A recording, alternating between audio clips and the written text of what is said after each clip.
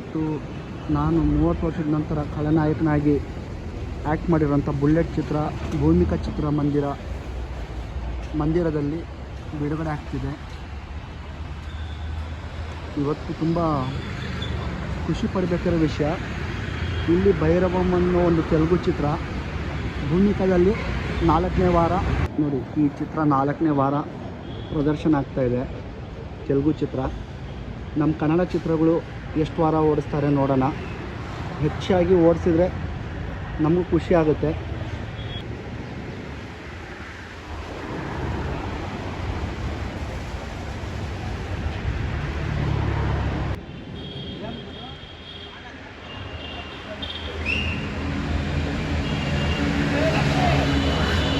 ಮೂರು ಆಟಗಳು ಪ್ರದರ್ಶನ ಮಾಡೋಕ್ಕೆ ಅವಕಾಶ ಮಾಡಿಕೊಟ್ಟಿದ್ದಾರೆ. ಬೆಳಗ್ಗೆ 10:30, ಮಧ್ಯಾಹ್ನ 1:30, 4:30 ಓಕೆನಾ.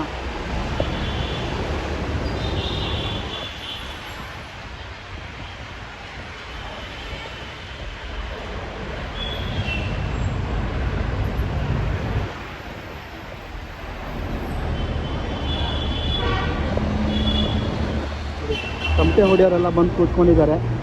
ಇವತ್ತು ಓಪನಿಂಗ್ ಡೇ ಅಲ್ವಾ, ಎಲ್ಲರೂ ಪಟಾಕಿ ತಮಟೆ ಸೌಂಡ್ ಎಲ್ಲ ಜೋರಿರುತ್ತೆ.